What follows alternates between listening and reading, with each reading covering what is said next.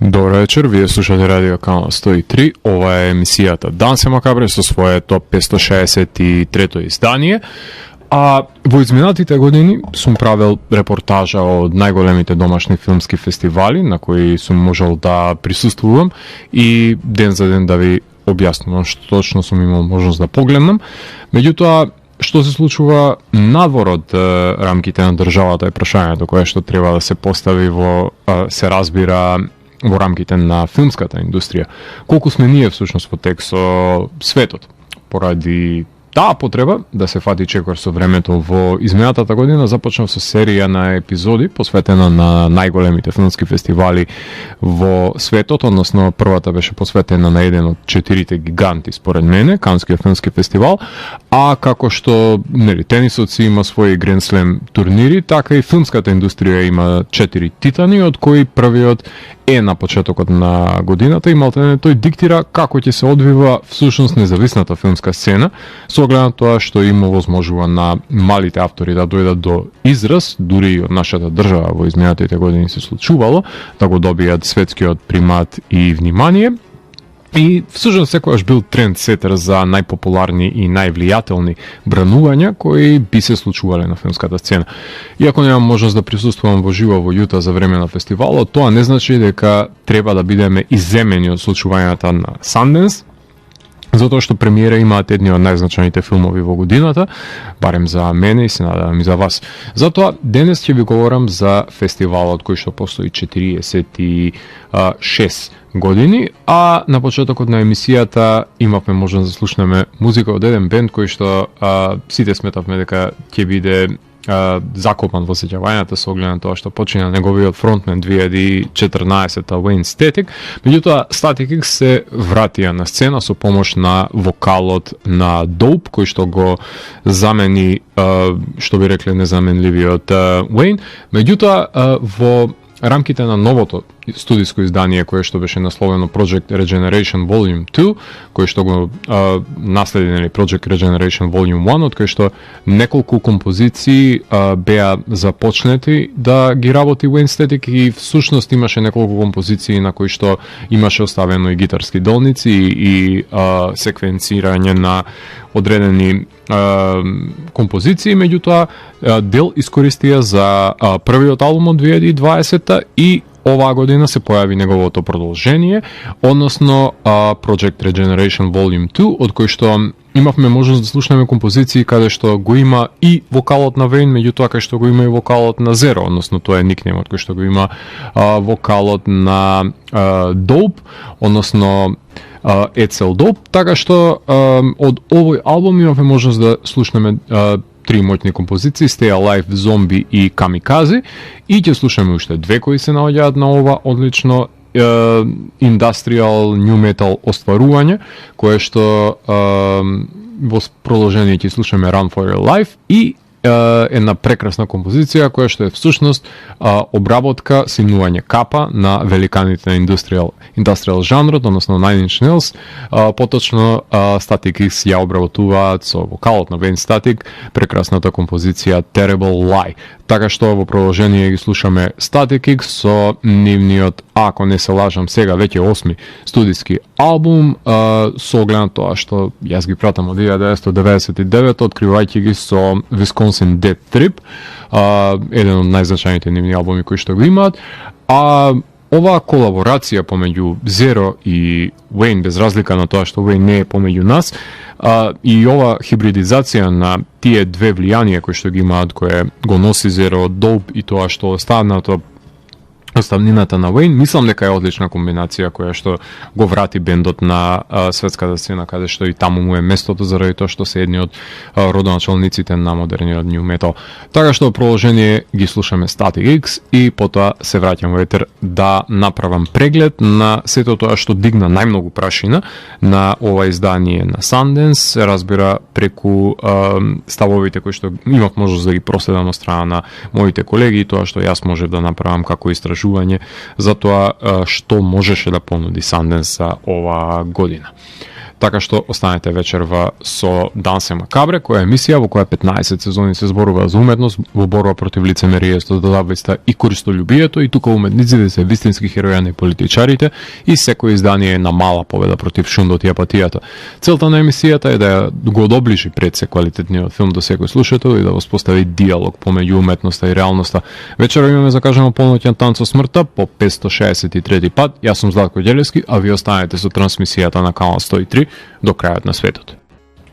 Вие слушате радио канал 103, ова е емисијата Дансе Макабре со своето 563-то издание, посветено на новата издание на филмскиот фестивал Sundance, односно тоа е еден од 4 фестивали со највисок ранг во светот, кој оваа година се одржа од 18 до 28 јануари, значи во тек на 10 дена, во Парк Сити во Јута. Тоа е еден од малкуте големи фестивали кој може да се пофали дека има и домашна и странска селекција, како и во играна, така и во документарна компетиција, и затоа внимателно се бира што ќе се прикаже, например, од домашната, односно условно кажано американската селекција. Во минатото важеше за фестивал на кој можевме да проследиме деби остварување на режисери свежо излезени од факултетските клупи, па затоа например мелодрамите за талкачите кои прават роуд трип, кој им го менува светогледот, е синоним можеби за архетип за филм кој се издвојува на овој фестивал, или па во последните неколку години имаме coming of age приказни за неамерикански семејства, например, кои што се доселеници во САД, но не сме пред се до таа ситуација до која што сите филмови кои се селектирани се потпаѓаат во една или во друга категорија. Меѓутоа не сме и да се занемари дека најзначајните жанровски филмови од изминатите децении, почнувајќи од Пила, од Бабадук, од Witch и Hereditary, сите имале премиера на Sundance. Па потоа, нели, се дигало прашина и за нив и станувале неадменливи жанровски ремек дела, така што покрај главните надпреварувачки категории, секогаш е тука полноќната селекција за хорор филмови, како и Next категоријата и премиерите на филмовите кои не се во ниту една селекција, кои привлекуваат пред се големо внимание, и тоа за стримерите, за да може да имаат, нели, ексклузивно право за објавување на нивните платформи, а тие, например, кои што се во конкуренција, Sundance направи една добра стратегија, каде што за 200 и нешто долари може да се погледнат сите победници од годината во удобноста на својот дом, односно имаше една котизација каде што може да се уплатите за да може викендот да ги проследите филмовите кои што се наградени, што е прилично мудар потек, затоа што кој се разви дури во периодот на корона, кој што имаше замав тогаш, и тие што не можеа да присуствуваат, например, во Јута, можеа да уживаат во програмата која што ја нуди Sundance, и до ден денес се практикува ова, со тоа што има различни категоризации, например, може само да ја гледате ако сакате американската или само светската компетиција, меѓутоа најчесто се врзуваат за филмовите кои што се во надпреварувачка, а не премиерите, со оглед на тоа што, нели, затоа и ги откупуваат премиерите самите стриминг гиганти, за да може за прв пат да се соочите со нив, гледајќи ги на дигиталните пространства, се разбира на нив. Тоа која посочувам за стриминг гиганти, тоа најчесто се однесува на Netflix, Mubi, Shudder и мал милион други стримери, без разлика дали се Hulu, Amazon, кои да е во прашање, сите тие се наддаваат за да ги откупат овие инди остварувања, од кои што најизвиканите се продаваат дури за 15 до 20 милиони. Таа е една цифра која што најчесто е наменета за да може филмовите и да конкурираат на Independent Spirit наградите, кои што се, нели, горната граница е 25 милиони да биде буџетот на овие филмови, така што се откупуваат за помалку од тоа, за да бидат во конкуренција и за Готам наградите и за Independent, со оглед на тоа што всушност се ова независни филмови и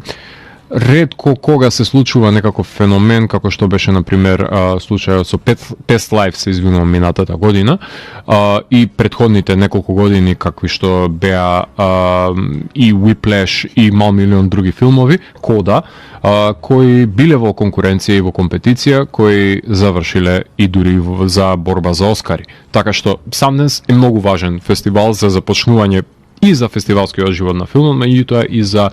започнување на таа една годишна трка што се сведува за поход кон наградите кои што се најценети во рамките на филмската индустрија. Меѓутоа, без да должам многу, би преминал на различните селекции кои што ги имаше и неколку филмови кои што беа најизвикани, ќе ви ги издвојам за самиот синопсис кои што го имаат и одредени специфики и генерали кои што ги поседуваат, така што во најголема конкуренција за американската драматична компетиција, од која што минатото имаат излезено дури и Clerks, има излезено и Whiplash. Оваа година беа прикажани In the Summers, режисерско остројување на Алесандра Лакораза, филм за две сестри кои што во 4 наврати хронолошки прикажани во филмот го посетуваат председнивниот татко во викендица, дело во кое различни актери и актерки глумат и родителите и сестрите во секој нивен наврат, а сите пофалби ги доби всушност музичарот Резиденте за неговата улога за ликот на таткото, за кого како нели стануваат повозрасни девојчињата, така се повеќе и повеќе дознаваат за постоењето на неговата мрачна страна и него идеализираат толку многу како што кога биле мали, од кого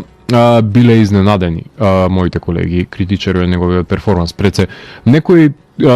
колоквиалностите ги воспеваат до рамниште на визуелна поезија, за други се само серија на неврзани настани кои не водат никаде, така што останува да го погледнеме и да пресечеме ние, а всушност филмот ја доби наградата, главната награда од жирито, како и награда за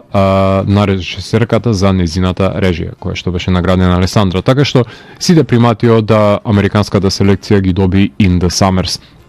Покрај него најизвиканиот филм беше и Диди, режисерско остројување на Шон Венг, значи coming of age приказна, комедична мелодрама, односно драмедија. Дејството се одвива во 2008 година, кога едно 13 годишно момче со тајванско потекло сад ќе созре, учејќи да скејта, да љуби и да ја почитува мајка си, меѓутоа и да роди нови интереси кои што се разликуваат од тоа што го интересира претходно во тој премин на годините. Фален е поради автентичниот детски говор, односно оваа година тој представува аналоген на mid-90s и на 8th grade, од кого беше фасцинирана всушност публиката која го награди својот миленик, а специјалното жири го награди за филм за најдобар актерски ансамбл. Focus Features, ако не се лажам, ги откупи правата за филмот, кој е всушност носталгија за 2008 година, односно тоа е периодот на раѓањето на Facebook. Така што сите вие кои што вклучувајќи ме и мене сте биле доволно возрастни да го направите вашиот профил на Facebook во 2008 година, односно 2009 година, треба да сватите дека ова е филм кој што е навраќање на овие години, чисто колку да се почувствувате повозрасно од тоа што може би мислите дека сте, така што ова е периодичен филм, ако повеќе би сакале, ако 2008 може да се нарече како period piece. A Real Pain, режисерско остvarување на Джеси Айзенберг, односно станува збор за филм во кој што Джеси и Киеран Калкин се двајца братучеди кои по смртта на нивната баба решаваат да одат во Полска, од каде што таа потекнува, за да го дознаат нивното всушност нивниот корен од фамилијата, приклучувајќи се на една од турите наменети за посетување на тие знаменити кои што биле опфатени од Холокаустот. Значи, роуд филм со два лика, од кои што едниот кој што глуми Джеси наводно има среден живот, а Кирнан е тој кој што се мачи со себе си и бил поблизок со бабата и знае да експлодира во секој момент. Ова е вториот филм кој го режира Джеси Айзенберг. Минатата година може да погледам пристојниот When You Finish Saving the World, а новиот филм го продуцира Ема Стоун, која наводно му има дадено клучна сугестија за действието на Джеси. Сите актерски почести на филмот ги добива Кирнан, кој што го знаете од ТВ серијата Succession, а филмот беше награден со специјална награда сценарио World Assault. Searchlight, односно поранешното Fox, ги купи правата за филмот за $10 милиони, така што се споредува како Sideways за нови генерации A Real Pain на Джеси Айзенберг. Од оваа селекција фален исто така и Coming of Age драмедијата Suncoast во режија на Лора Чин поради наградената актерка во главната улога за нејзиното деби, односно Нико Паркер. Меѓутоа, според критичарите, филмот се темели повеќе на клишејата во семејните и пријателските односи, поради тоа што предимство се дава нели на Диди, поради автентичните и хумористични преписки помеѓу врсниците, како што веќе посочив, кои што биле за нив поуникатни. Дали е така, всушност ќе останува да погледнеме да ги компарираме двата филма. На Hulu ќе заврши овој филм најбрзо од сите кои што ви ги напоменав. На 9 февруари има премиера, а во филмот Лора Лини и Вуди Харелсон се појавуваат во споредните улоги на Suncoast. Love Me исто така се наоѓа во американската селекција, режирано од Сем и Енди Зукеро. Се зборуваше и за оваа постапокалиптична романса на Sundance од страна на критичарите, во која Кристен Стюарт и Стивен Јеон контактираат во облик на пловка и сателит и се обидуваат да го реконструираат животот на одамна исчезнатата земја, обидувајќи се да ги дешифрираат пораките на социјалните мрежи кои стануваат лажни артефакти на едно минато доба, односно сатира на оваа доба во која што живееме, со оглед на тоа што во иднина не постои човештвото. Филмот е награден со $25,000 од Алфред П. Слоун фондацијата и има транзиција од AI во човек, односно од пловка во човек. Стоп моушен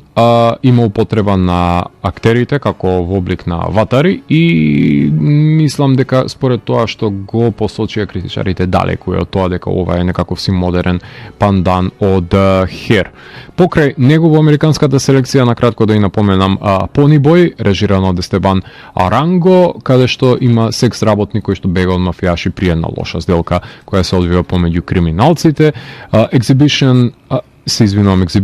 Forgiveness во режија на Титус Капар, во кој што пофалена е глумата на Андре Холанд, филм за уметникот кој подобрува врска се обидува да подобри врската со неговиот татко, филм за опростување и траума од детството, односно една автореференцијален филм на Титус Капар.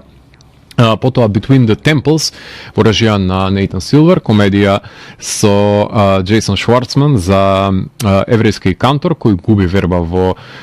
Бог по смртта на неговата сопруга, кој се сретнува со жена на која што и починува сопругот, која сака да има бармицва затоа што немала како дете, односно една херолден мод за сиромашни евреи, ако некогаш тие постоеле, представува Between the Temples. Потоа Stress Position, се извинувам, во режија на Теда Хамел, односно пред се карактеристичен филм за периодот на карантинските филмови кои што се имаше наплив по завршувањето на ковид пандемијата, односно карантинска комедија за мароканец со повредена нога и вујко кој што се заедно во карантин со карикатурални ликови кои чекаат нели од интернет да дознаат какво политичко мислење треба да имаат, така што ова е сатира на реалноста за незнајковци во која што живееме, водена од квир миленијалци. Неон се собственици на овој филм кој го откупи од фестивалот, и Good One, да го напоменам, во режија на Индија Доналдсон, филм за двајца пријатели од коледж кои што кампуваат заедно, ама едниот од нив ја носи ќерката со нив, така што на крајот на денот се менува погледот на ќерката како пред се го замислува нејзиниот татко и неговиот однос со пријател. Така што ова се неколку од тие најизвикани филмови кои беа составен дел од американската драматична компетиција, од светската драматична компетиција, филмови кои што тешко дека ќе имаат доволно кеш за дистрибуција за да се во борба за некоја престижните награди понатаму во текот на годината, меѓутоа неколку од нив ќе ви напоменам кои што се издвојуваат. Едниот од нив е Сухо, во режија на Астрид Рондеро, Фернанда Веласкес, кој што ги има претходно работено Identifying Features, мексиканска coming of age приказна за момче, чиј татко е лидер на картелите, кога откако ќе го убијат, ќе мора само да порасне во впрегнато пред цело таа средина во која што е родено. Овој филм ја доби наградата во категоријата на светската драматична селекција, со тоа што прашање е колку ќе се издвои од баграта на филмови за токсични криминогени средини, момчето која расте во неа и може да стане новиот мексикански Вито Корлеоне. Така што тоа е состојбата на Сухо. Handling the Undead, режисерско стварување на Теа Христендал. Тоа што Линквист во минатото го направи за вампирите во Let the Right One In, се надеваме дека ќе го репризира и за зомбијата во неговата нова екранизација, во која починатите од три фамилии се враќаат во живот по еден краток електричен спој. Значи,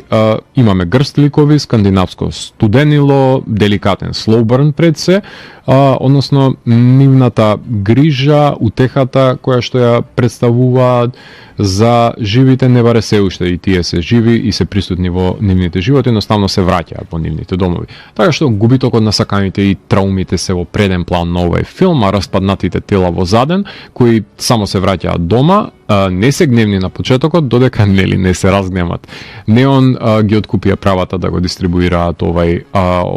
сега за сега позитивно филм кој што позитивно котира. И уште ќе ви напоменам три филма. Girls Will Be Girls во режија на Шучи Талати, индиски филм, уште е на coming of age приказна за студентка и нејзино сексуално пробудување покрај контролирачка мајка. Награден е филмот од публиката, значи нејзин миленик, но прашањето е зошто и со што се издвојува овој филм од останатите налик него. И да, ќе заборавев, заљубена е ќерката во истиот човек како и нејзината мајка. Нешто налик Persian Version кој што се појави минатата година,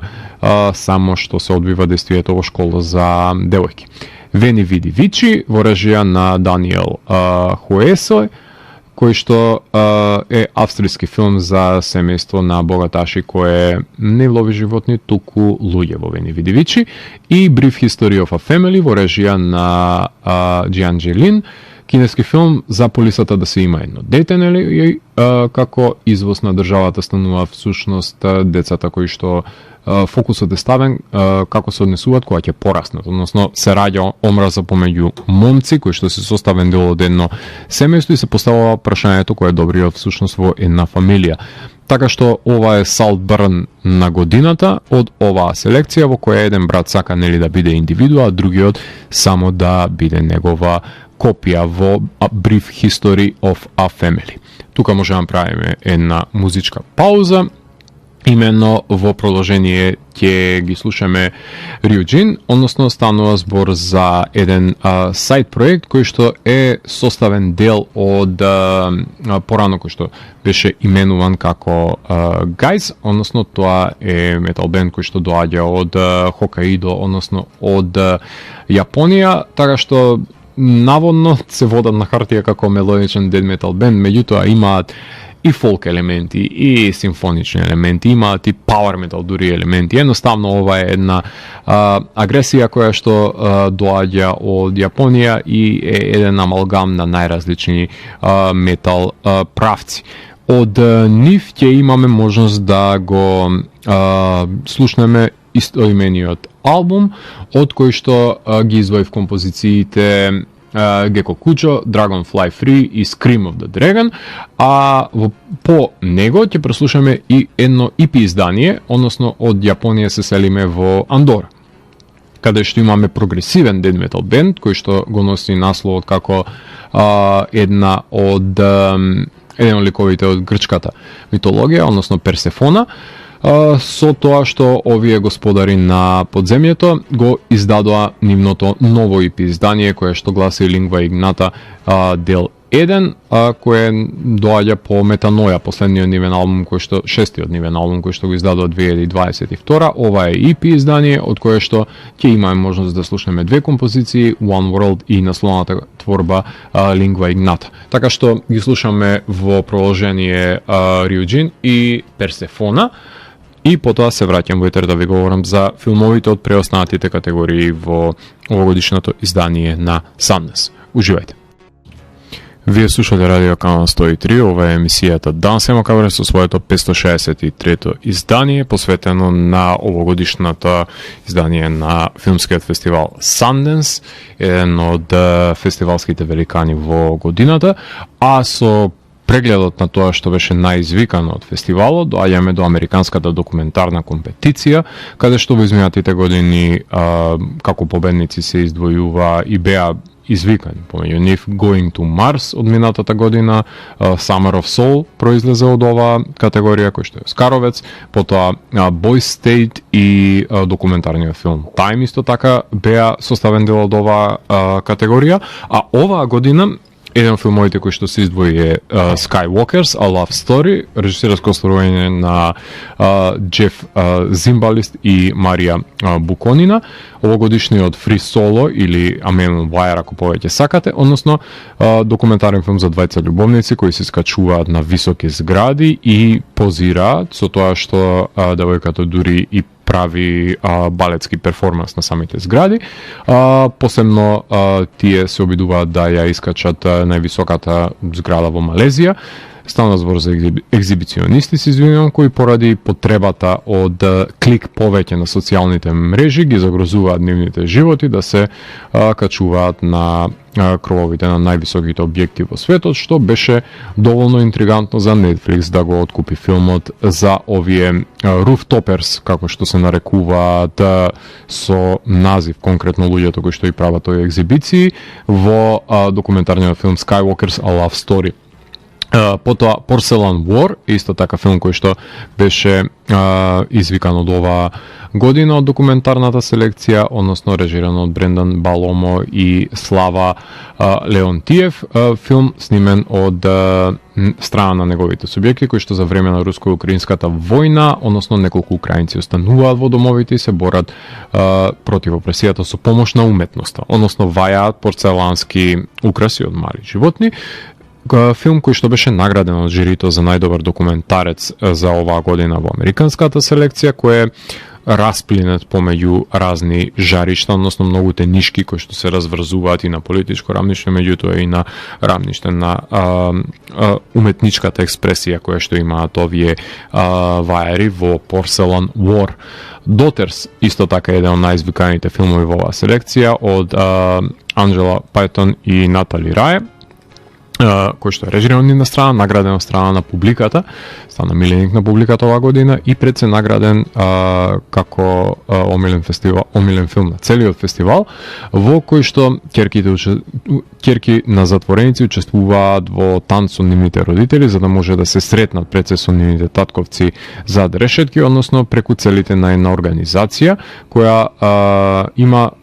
намера да влијае позитивно пред се на татковците кои што се во затвор и да им овозможи средба со нивните ќерки на кои што им се потребни во нивните животи. И штом се запознаеме со субјектите, секако дека ќе биде непосредно поврзувањето и со нив со надеж за постоечка рехабилитација на татковците. Наводно Netflix го финализира договорот за филмот, па се надеваме дека ќе го видиме на нивната платформа Daughters.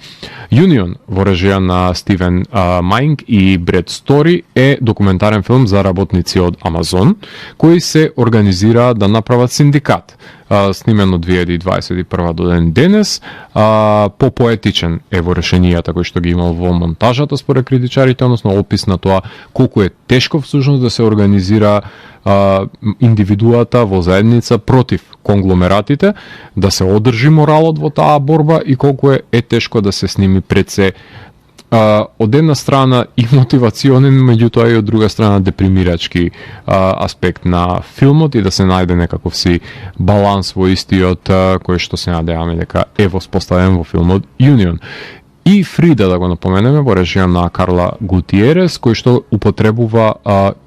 изведени анимации од слигите на Фрида Кало, кои им изгледале на критичарите морничаво, и што не знам всушност што е толку лошо и ќе треба да го погледнеме овој документарен филм за Фрида.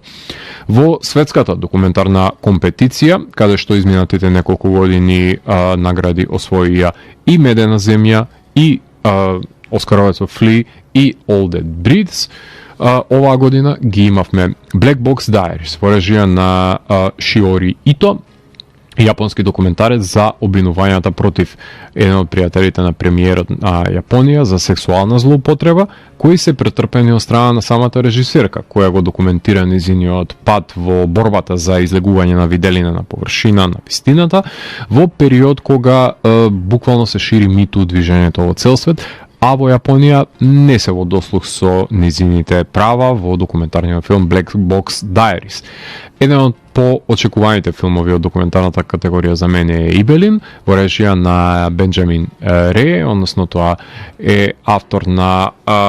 односно документарист кој што можевме да документаристка се извинувам, кој што можевме да погледнеме во изминатите неколку години, кој што сними неколку значајни остварувања. Имено ова е норвешки документарец за геймерот со дегенеративна мускулна болест, кој што починува на 25 годишна возраст, а насловен е според неговиот лик, кој што го игра во World of Warcraft, односно во WoW,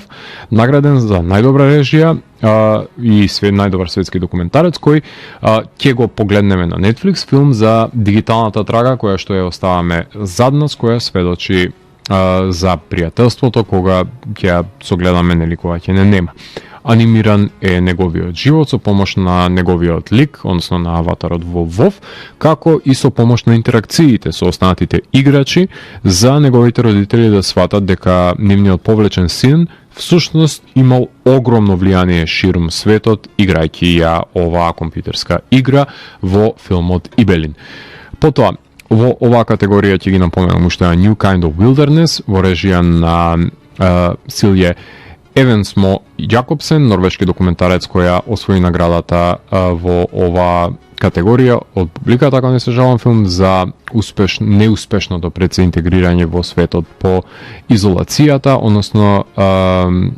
прикажување на светот од страна на како го гледаме на Инстаграм и како наспроти мракот на реалноста во A New Kind of Wilderness. Eternal You, режисерско стварување на Ханс Блок и Мориц Рисен Уик, германски документарец за правење на AI аватар од починати членови на фамилијата и колку тоа морничаво изгледа. Eternal You. Soundtrack to a Coup d'Etat во режија на Јохан Гримон Прес, составен од два дела кои што се во еден контрапункт еден наспроти друг. Едниот е за самиот Coup d'Etat, а вториот е за џез музичари и нивната ангажираност, кој што ми звучи по забавен за разлика од историографскиот прв сегмент, односно наспроти атентатот во него, се разбира, и за расизамот кој што го имаат претрпено. Зборуваме за џез музичарите од зачетокот на џез музиката па се до ден денес. Така што има една интересна спрега која што се воспоставува за ангажираноста на музичарите и нивната борба против расизмот во Soundtrack to a Coup d'Etat. И Nocturnes, односно режиран од страна на Анир Бандута и Анупама Шривасан, овогодишниот Ханиленд, ако повеќе сакате, односно овогодишната Медена земја, како што се споредува со него, со оглед на тоа што е приказ на животот на молците во една шума, односно истакнати се пред се еколошките аспекти на овој филм. Така што Ноктурнес ја зазема оваа позиција која што ја имаше Ханиленд пред неколку години. А покрај документарните селекции ќе ја напоменам и селекцијата Next, каде што изминатите години имавме можност да ги проследиме одличните Spree, A Ghost Story, Searching и Kokomo City, односно ова е една хибридна селекција каде што има филмови каде во ниту една друга селекција не може да го најде своето место и секогаш имаат некаков исчекор некаде направено во своето експериментирање. Еден од нив е еден од моите најочекувани филмови да ги погледам од Sundance оваа година, односно тоа е Kneecap во режија на Рич Пепијат, Станува збор, има причина зашто Sony го купија овој филм за ирска хип-хоп група, која се бори за задржување на автентичниот говор во нивната лирика, како конзервирање од една страна и на руралниот нагласок, рапувајќи на галски. Самите членови од бендот се глумат себе си, значи е еден вид на мокюментари каде што самите тие ги заземаат персоните кои што ги глумат во овој бенд, кои ги гледаме во прилично компрометирачки и комични позиции. И дури и Майкл Фасбендер се појавува во филмот, кој што е продуцент на филмот, кој беше награден од страна на публиката во оваа категорија. Значи, имаме квази биопик, судир на генерации, кој дефинитивно мора да се погледне. Ангажираноста исто така не е подценета од страна на хуморот кој што е на прво место, ама фаворит ми е од самите најави кои што може да ја погледам дечкото со ирска фантомка во самиот бенд. Значи, музички Trainspotting и The Harder They Come во некаква комбинација на начинот на кој што се искористува ова наследство кој што го имаат со себе. Со антиколониалистички фетиш. Така што очекуваме да го погледнеме Никеп оваа година. Little Death исто така беше во оваа селекција во режија на Джек Бегерт, каде што Дейвид Швимер е депресивен сценарист, глуми депресивен сценарист, извинувам, кој се обидува да ги мрдне работите со неговото сценарио во Холивуд, односно секвенционирана црна комедија поделена на поглавја. Аронофски е тој кој што го промовира Little Death. Realm of Satan, режиран од страна на Скот Камингс, кој што претходно го режираше Buffalo Juggalos, односно фановите на хип-хоп бендот именувани како Juggalos, кој што има конвенција во Бафало, сними овој пат документарец за сатанистичката црква со членови од самата црква во линија на Hell Satan, како што можеме да погледнеме пред неколку години, каде што и се тие колаборативни и прикажани како што сакаат да бидат прикажани. Од една страна некои се земјоделци, некои се љубители на животни, некои се љубители на BDSM, со епилог каде што има начнување на спиритуалност, така што се надеваме дека ќе можеме да погледнеме и Realm of Satan оваа година. Тендербери исто така беше составен дел од Next селекцијата, режиран од Хейли Елизабет Андерсон, за девојка која што почна да живее само во Њујорк во моментот кога низиниот дечко се враќа во Украина да учествува во војната, што е прикажано со низините предизвици на самотниот живот во Тендербери. И секако за самиот крај на овој говорен сегмент да ја напоменам Midnight селекцијата, за која што исто така ви говорев во најавата на хорор филмовите за 2024, првата епизода од оваа година. Само на брзина ќе ги напоменам со оглед на тоа што сите големи филмски фестивали имаат жанровска филмска селекција. На Sundance таа е насловена како Midnight селекција, започнува во 22 часот, завршува најчесто полноќ, како што и оваа емисија се емитува оваа година. Значи сите филмови како што веќе ви напоменав, како Пила, како што беше Witch, како што беше Hereditary, филмови кои Бабадук, кои беа најизвикани, се најдоа во оваа селекција, така што очекуваме дека оваа година и некој од тие најизвикани хорор филмови на годината ќе биде веќе составен дел од оваа. Имам предпоставка кои би биле тие, меѓутоа се надеваме дека ќе може да и погледнеме сите до крајот на годината. Еден од нив беше In a Violent Nature, во режија на Крис Неш и односно е канадски хорор филм кој што Shudder, ако не се лажам, ги откупија правата за овој слешер за реанимиран монструм кој што убива во дивината во In a Violent Nature. Еден од најизвиканите филмови на фестивалот беше I Saw the TV Glow, во режија на Джейн Шоенбурн, која што претходно го режираше бизарниот We're All Going to the World's Fair, кој што има можност да погледнам минатата година. Во овој филм, во I Saw the TV Glow, Justice Смит и Бриджит Ленди Пейн глумат исто така и Фебе Бриджес и Фред Дърст. Филм во кој што двајца се спријателуваат поради нивната омилена ТВ серија, чие откажување предизвика своевиден рез во реалноста. A24 ги откупи правата за овој филм, кој што наликува на ништо што можеме да погледнеме во првата сезона на прекрасната Channel Zero ТВ серија. Има алегорија од една страна и за транс искуството и coming of age елементи, нели ако не си лојален кон себе ќе има и казна за таа недоследност, ама поразлично е снимен од претходниот бизарен ролплей филм како што беше на режисерката, се разбира со повеќе средства, меѓутоа баш таа непосредност која што имаше претходниот филм напоменува критичарите дека е заоставена во новиот, се разбира заради тоа што друга естетика се цели. На крај има еден хаотичен аудио-визуелен атак на кој што предупредуваат. Со доста цитати на новата итерација на Twin Peaks во I Saw the TV Glow, еден од најисчекуваните филмови од минат селекцијата. It's What's Inside, уште еден од нив, во режија на Грег Жардин, кој што беше откупен на 17 милиони од Netflix, ќе игра оваа година исто така и на South by Southwest. Научно фантастичен, наводно научно фантастичен филм за 8 пријатели од колеџ кои повторно се сретнуваат за потребите на една свадба од еден од нивните пријатели и еден од нив се појавува со актовка во која што има игра која започнува налик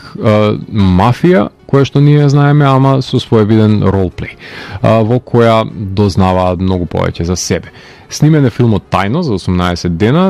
последува еден лажен и еден вистинит крај, наликува на Bodies и All My Friends Hate Me, така што се надеваме дека ќе биде овај игрив филм It's What's Inside. Да ги напоменам само Kidnapping Incorporate, филмот копродукција на Хаити со Франција и Канада на Бруно Моурал, каде што се киднапира еден човек и се изнудуваат пари за него, што е комичен твист на оваа приказна. Crazy House, да го напоменам, во режија Стефан Херс и Флип Вандер Кул од Холандија со Ник Фрост по главната улога. И секако најизвиканиот филм од оваа селекција Love Lies Bleeding во режија на Роуз Глас. Роуз Глас ја знаеме како режисерка на прекрасниот Сейнт Мод. Од минатите години сними реваншистички трилер со Кристен Стюарт во главната улога, која што глуми тренер во вежбалница, која се заљубува со бодибилдерка и се вовлечени во криминогеното минато на незината фамилија, членови од незината фамилија која што прават сплетки, па започнуваат една крвава одмазда зад себе, односно е напоменат како Bound за новите генерации. Значи имаме во корелација на бодибилдерки и LGBT провениенција. Стероидите во овој филм си имаат една своја собствена нишка и коментар на нив, така што има и фантастични елементи како што ги имаше во Сейнт Мод, или беа начнати, или беа постоечки или непостоечки, така што со нетрпение очекуваме да го погледнеме во наредните месеци. Ако не се лажам, за март беше најавено прикажувањето на A24 во киносалите на Love Lies Bleeding, и да ги напоменам само The Mugai во австралијанскиот филм во режија на Џон Бел, и во минат селекцијата беше завршена со Your Monster во режија на Каролин Линди, ром-ком хорор, односно романтична комедија со хорор елементи, каде што има заљубување на убавицата и зверот кој што се крие всушност чудовиштето во шкафот во нечиј дом. Така што правиме тука една музичка пауза и во продолжение на емисијата слушаме Drown in Sulphur со композициите Buried by Snow and Hail и Unholy Light, кои што се наоѓаат на нивниот албум Dark Secrets of the Soul, односно станува збор за бенд кој што ни доаѓа од Италија, значи deathcore бенд со, се разбира, влијание од black metal. Конкретно овие две композиции, тоа е највпечатливо, кои што се наоѓаат на Dark Secrets of the Soul, ако не се лажам, втор нивен албум долгосвиречки по Sulphur Cult, кој што го издадо 2021, значи имаме ново студиско издание од деткорците и ќе завршиме со најагресивниот можеби бенд за денес, death metal бендот Vitriol, кој што го издадо исто така вториот нивен студиски албум. Значи тука се некаде во нивните кариери овие два бенда само доаѓаат од една екстрема на друга, со тоа што Vitriol се можеби по класичен death metal бенд кој издава за Century Media и доаѓаат од Портланд од Орегон, со тоа што нивниот нов албум гласи Suffer and Become, а од овој албум ќе може да ја слушнеме композицијата The Flowers of Sadism и Nursing from the Mother Wound. Така што во продолжение слушаме најагресивните бендови за денес, Drowning Sulfur и Vitriol, и потоа се враќам во етер да ви говорам за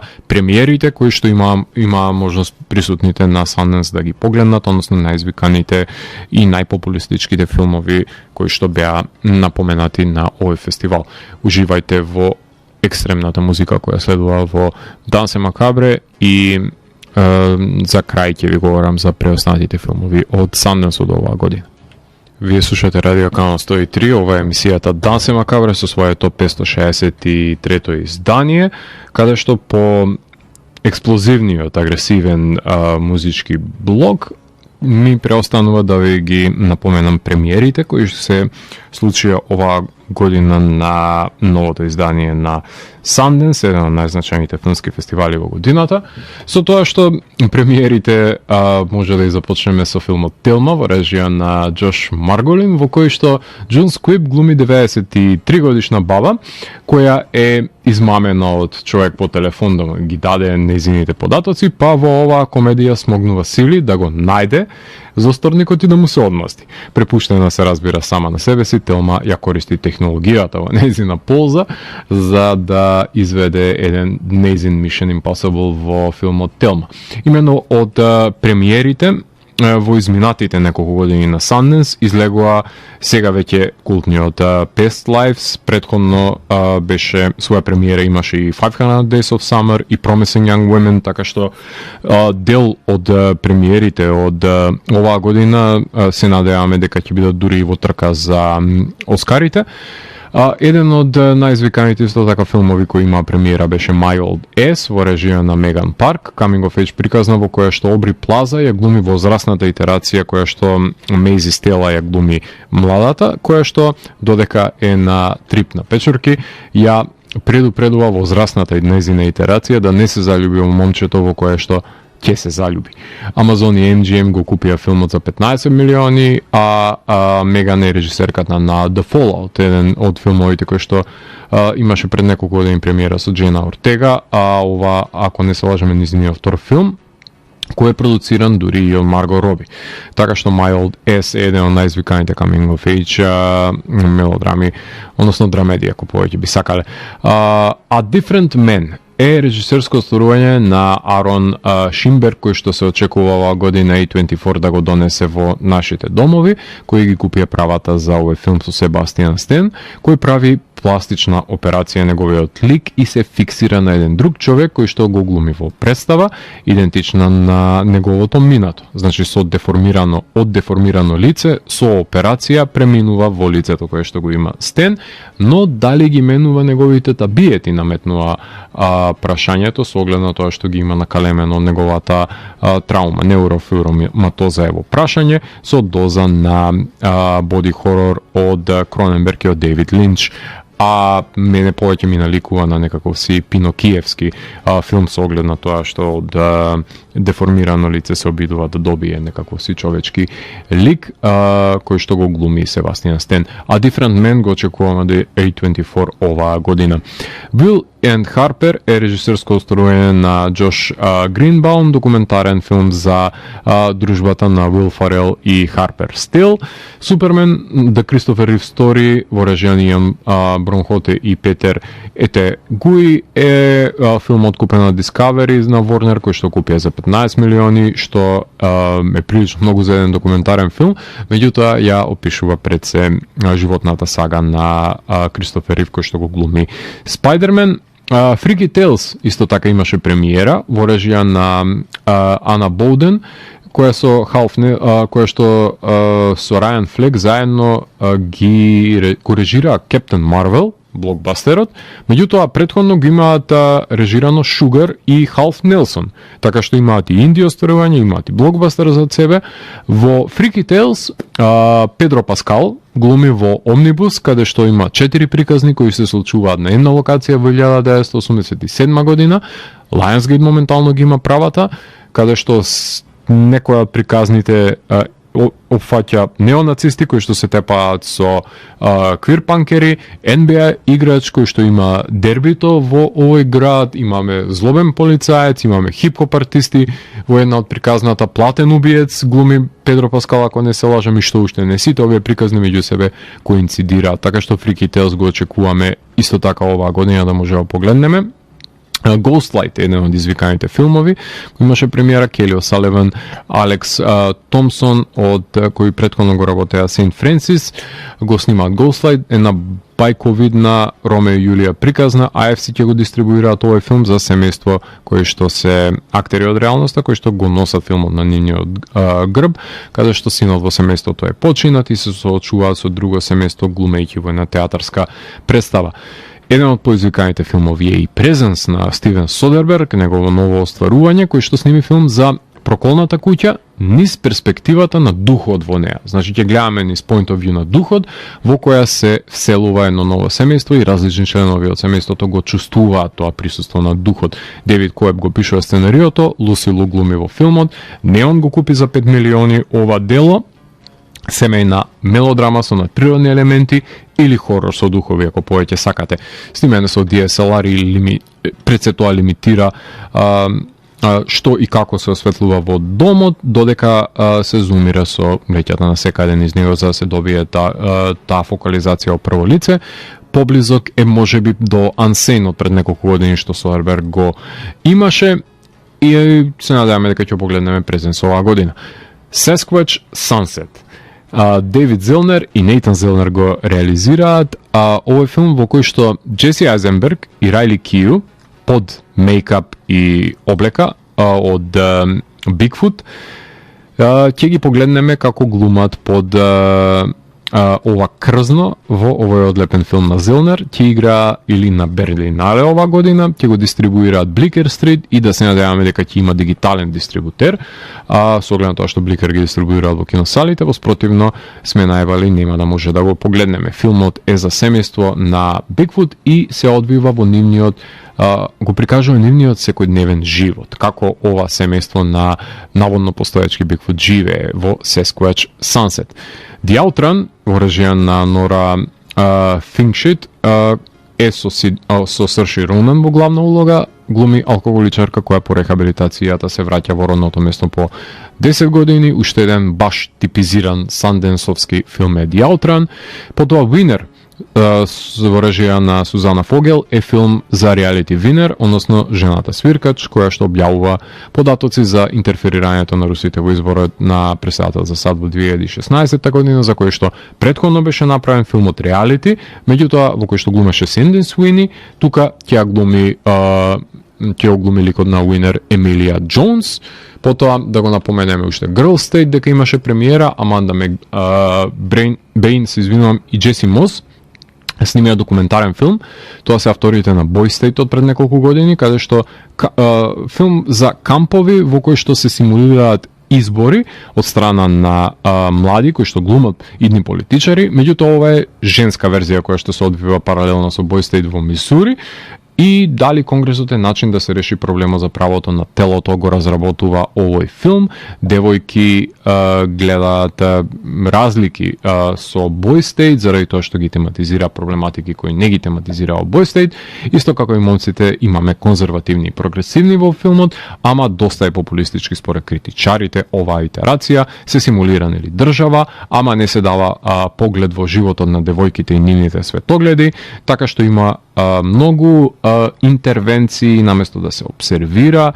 како што тоа, например, на времето Вајсмен го правеше во документарните филмови, меѓутоа ќе заврши овој филм на Apple Plus и ќе може таму да го погледнеме. Girl State, исто така, оваа година премиера имаше и Дево, во режија на Крис Смит, кој што има работено и Fire, и American Movie,